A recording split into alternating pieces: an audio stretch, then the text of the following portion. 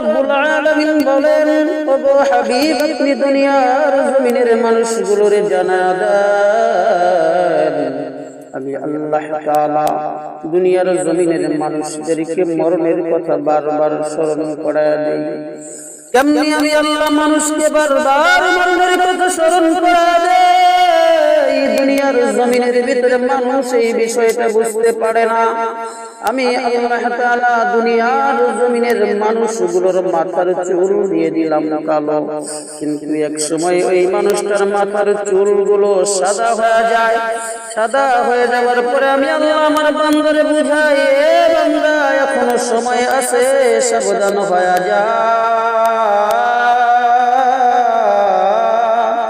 তোর মাথার চুলের কিন্তু মরণ হয়ে গেছে, এখনো তোর সময় আছে, সাবধান হয়ে যা।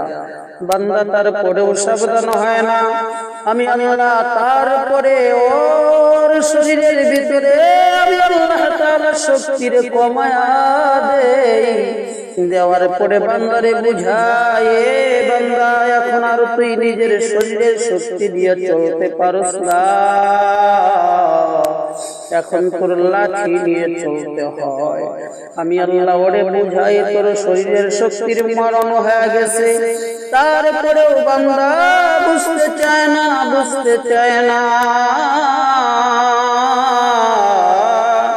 অবশেষে আমি আল্লাহ তাআলা তখন আমার ওই বান্দা বান্দির সামনে থেকে কিছু মানুষকে আমি আল্লাহ তাআলা মৃত্যুর চিঠি দিয়ে আজরাইলে পাঠায়া দিয়ে তার জানটারে কবজ করে নিয়ে আসি। তারপরেও বান্দা বুঝে না। অবশেষে আমি আল্লাহ তাআলা তারে বুঝাবার জন্য তার নিজের বাবারে আমি আল্লাহ তাআলা আজরাইলের মাধ্যমে জান কবজ করে নিয়ে আসি। আসার পরেও বান্দা তো এমন সময় বুঝে না মনে করে যে আমার বাবার বয়স বেশি ছিল, আমার বাবা হয়তো বা চলে গেছে, কিন্তু আমার বয়স তো এত হয় না, আমি হয়তো বা দুনিয়ার জমিনের ভিতরে আরো বেঁচে থাকবো। কিন্তু না না, বান্দারে বুঝাবার জন্য তখন আমি আল্লাহ হয়তো বা তার নিজের ছোট ভাই বা সন্তানকে দুনিয়ার জমিন থেকে বিদায় নিয়ে কবরের জমিনের ভিতরে বাসিন্দা বানায়া দেয়।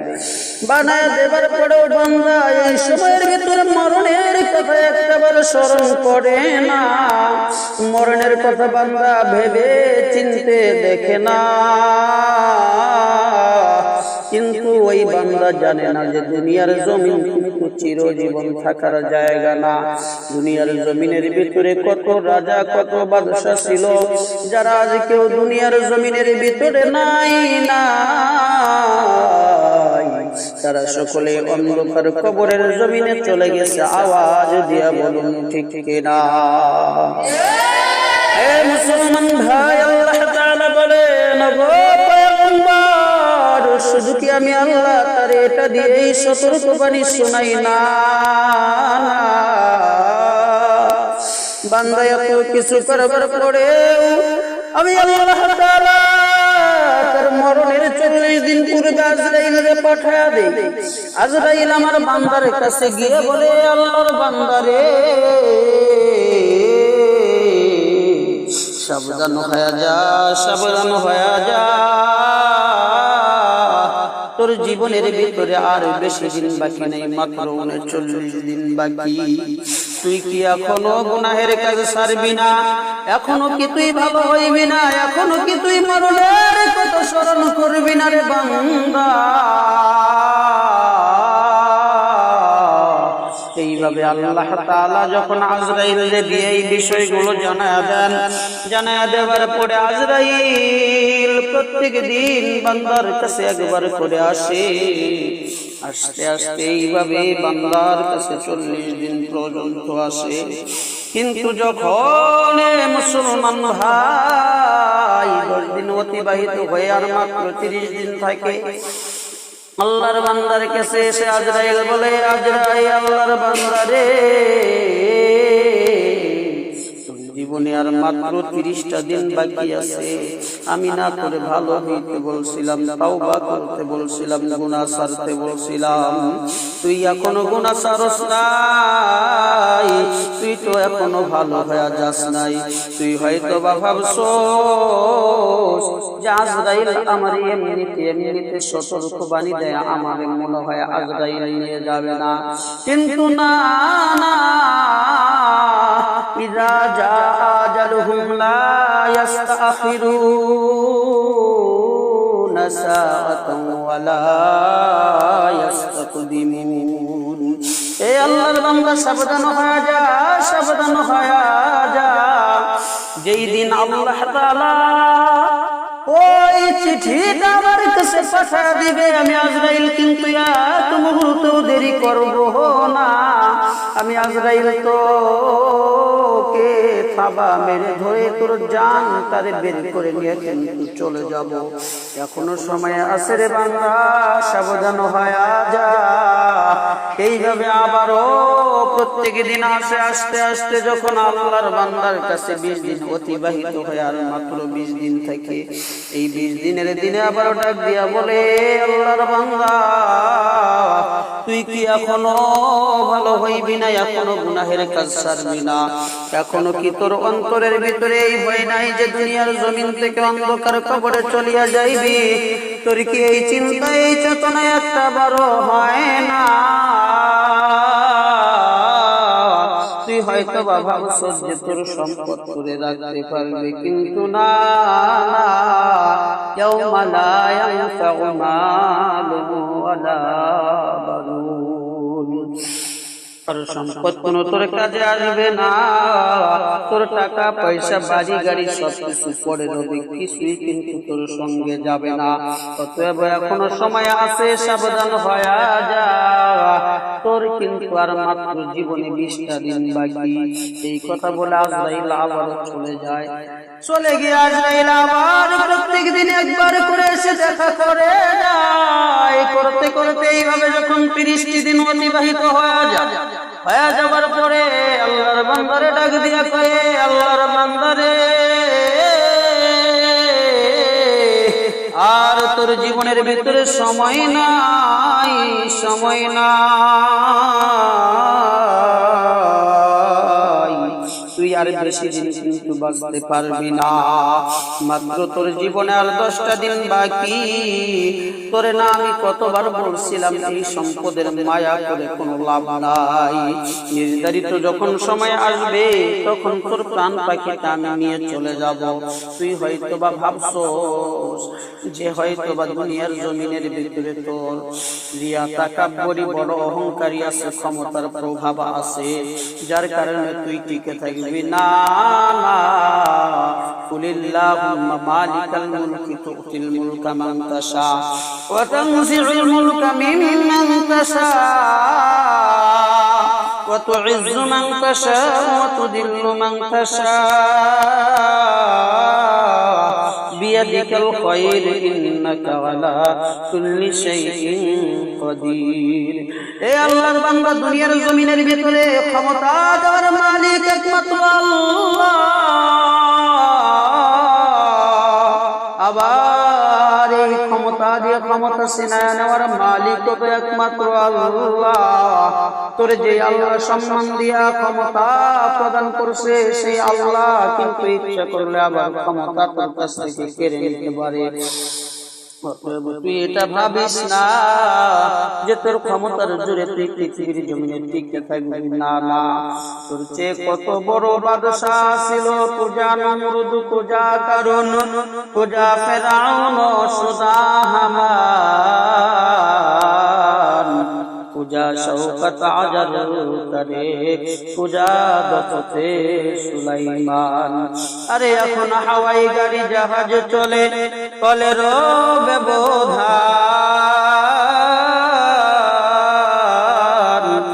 বিনা কোলে চলতো হাওয়ায় হযরত সুলাইমান, বিনা কোলে চলতো হাওয়ায় হযরত সুলাইমান। তোর চেয়ে বড় টাকাওয়ালা ক্ষমতাওয়ালা ছিল ফেরাউন, নমরুদ, কারুন, হামান, সাদ্দাত। যারা কেউ দুনিয়ার জমিনের ভিতরে ক্ষমতা নিয়ে টিকে থাকতে পারে নাই, আল্লাহ তাআলা যখন আজরাইল আমারে পাঠায় দিয়েছে, আমি আজরাইল এক মুহূর্তও দেরি করি নাই, দেরি করি না।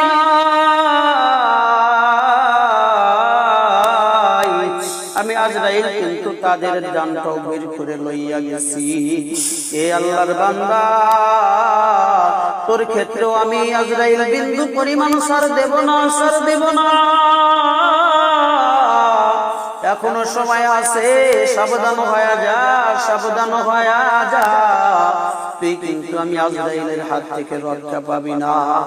এইভাবে আজরাইল এই কথা বলে চলে যায়।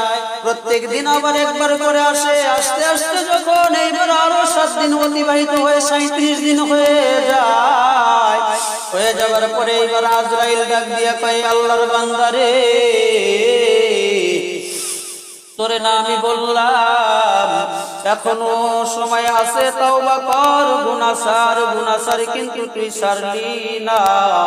এখন কিন্তু তুই আর বেশি দিন বাঁচতে পারবি না, তোর জীবনে মাত্র 3টা দিন বাকি। এই কথা বলে পরে 3 দিন দিনে একবার, দুইবার, তিনবার, তিনবার করে এসে আজরাইল জানায়, আল্লাহর বান্দা সাবধান হ, সময় নাই, সময় নাই।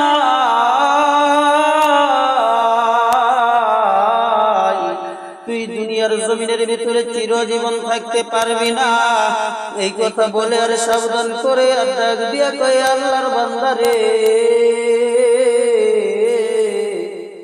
দুনিয়ার জমিনের ভিতরে তুই রিয়া, তাকাব্বুরি, বাহাদুরি দেখাইয়া কোনো লাভ নাই। আজ হয়তো বা তুই ভাবছস তোর অনেক বন্ধু আছে, বান্ধব আছে, আপনজন আছে, কিন্তু না, এরা কেউ তোর পাশে থাকবে না। এরা তোর সকলেই অন্ধকার কবরের জমিনের ভিতরে রাখিয়া আসবে। এই কথা বলে 3টা দিন যখন আজরাইল মানুষকে জানায়, এই জন্য মানুষ মরণের 3 দিন পূর্বে এক পর্যায়ে পাগল, অচেতন এবং মাতাল হয়ে যায়। যদি তার সন্তান বাইরে থাকে, ওই সন্তানের কথা বেশি বেশি বলে। যদি স্ত্রী তার সামনে থাকে, স্ত্রীর সঙ্গে বেশি বেশি কথা বলে। মিল ফ্যাক্টরির মালিক হলে বারবার তার সম্পদগুলো ঘুইরা ঘুইরা দেখে আর বারবার বলে, আরে এই সাজের দুনিয়া সারিয়া চইলা যাব, কিন্তু না, আমার তো যাইতে মন চায় না, কিন্তু আজরাইল তো আমারে সার দেবে না। বারবার মানুষ এইভাবে দেখতে থাকে। এক পর্যায়ে তার সন্তান, স্ত্রী যারা রয়েছে তারাও তো কেউ বুঝতে পারে না, কারণ কি কখন মারা যাবে আমার আল্লাহ ছাড়া কেউ জানে না। এই জন্য মানুষ দুনিয়ার জমিনের এই বিষয়টা বুঝতে পারে না। বুঝতে না পারার পরে আল্লাহর বান্দা এইভাবে এক পর্যায়ে দুনিয়ার জমিনের ভিতরে 3টা দিন অতিবাহিত হয়ে যাওয়ার পরে আজরাইল এসে যখন প্রাণ পাখিটা লইয়া চলিয়া যায়,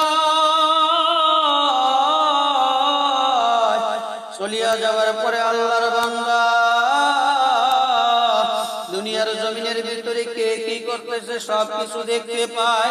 সন্তানেরা কাঁদে, এইটাও দেখে, আত্মীয় স্বজন কাঁদে, এইটাও দেখে, কে তার জন্য দোয়া করে, এইটাও দেখে। দেখার পরে মানুষকে শুধু ডাক দিয়া বলে, মানুষেরা রে, আমার এত তাড়াতাড়ি কবরে রাখিস না। আমি কবরের জমিনে গেলে তো মুনকার নাকিরের প্রশ্নের সওয়াল জবাবের উত্তর দিতে পারবো না, কারণ দুনিয়ার জমিনের ভিতরে আমি আল্লাহর ইবাদত বندگی করি নাই, আল্লাহর সাথে বড় নাফরমানি করছি, বেঈমানি করছি। এই কথা বলে কিন্তু দুনিয়ার জমিনের কোনো মানুষ এই বিষয়টা শুনে না। না শোনার পরে আল্লাহর বান্দারে এমন সময়ের ভিতরে মানুষেরা জানাজার নামাজ পড়িয়া যখন দাফন করিয়া দিয়া আসে, দিয়া আসার সময় আল্লাহর বান্দা কবর থেকে ডাক দিয়া যায়, মানুষেরা আমার এইভাবে অন্ধকার জায়গায় রাইখে যাবি না। দুনিয়ার জমিনের ভিতরে আমি তো একা একা কখনো চলি নাই, আমার সঙ্গে লোক ছিল, বডিগার্ড ছিল, কিন্তু আজ এই অন্ধকার কবরে একা একা কেমনি থাকবো? এইভাবে তোরা আমার রাইখা যাস না। কিন্তু দুনিয়ার জমিনের কোন মানুষ তো এই কথাটা শোনে না। মানুষ যখন 40 কদম অতিবাহিত করিয়া চইলা আসে, আসার পরে মুনকার এবং নাকির এসে বলে, মান রাব্বুকা ওয়া মা দীনুক ওয়া মান হাজার রাজুলুল্লাযী বুইসা ফীকুম। যদি আল্লাহর বান্দা দুনিয়ার জমিনের ভিতরে নেক আমল করে থাকে, সৎ কাজ করে থাকে, তাহলে তো বলবে রাদিতু বিল্লাহি রাব্বান ওয়া বিল ইসলামি দীনা ওয়া বি মুহাম্মাদিন নাবিয়্যান ওয়া রাসূলা ওয়া বি মুহাম্মাদিন নাবিয়্যান ওয়া রাসূলা। এই কথা বলার সঙ্গে সঙ্গে আল্লাহ তাআলা ফেরেশতাকে বলবে, ফেরেশতা দেরি করিস না, দেরি করিস না। আমার মাহবুব বান্দা দুনিয়ার জমিনের ভিতরে টাকার ভয়ে পড়ে নাই, সন্তানের ভালোবাসায় পড়ে নাই। আমি আল্লাহ ক্ষমতা দেওয়ার পরেও ক্ষমতার অপব্যবহার করে নাই। আমি আল্লাহরে ভুলে নাই, ভুলে নাই। আমি আল্লাহকে পাওয়ার জন্য দুনিয়ার জমিনের ভিতরে কষ্ট করে ইবাদত বন্দেগী করছে। আর যার কারণে আমি আল্লাহর খালি ফিরা দেব না, না, এটা হতে পারে না। আমি আল্লাহ তাআলা ওর জন্য জান্নাত বানায়া দিলাম ঠিকানা। বলি সুবহানাল্লাহ। এই কথা যখন বলবে, বলার পরে আল্লাহ তাআলা বান্দাদেরকে জান্নাত দিয়ে দিবেন। জান্নাত দিয়ে দেওয়ার পরে মানুষগুলো জান্নাতের ভিতরে নিয়ামতে ভরপুর হয়ে যাবে। আর যদি এই বান্দাটা দুনিয়ার জমিনের ভিতরে আল্লাহর সাথে নাফরমানি আর বেঈমানি করে থাকে, আজরাইল বারবার সতর্ক বানিয়ে দেওয়ার পরেও যদি আল্লাহর বান্দা দুনিয়ার জমিনের ভিতরে আল্লাহ তাআলার সাথে নাফরমানি না বাদ দেয়, বেঈমানি না বাদ দেয়, যদি আল্লাহর বান্দা গুনাহের কাজে জড়িত হইয়া থাকে, তাহলে এমন সময়ের ভিতরে আল্লাহ তাআলা এর জন্য জাহান্নাম বানায়া দিবে ঠিকানা।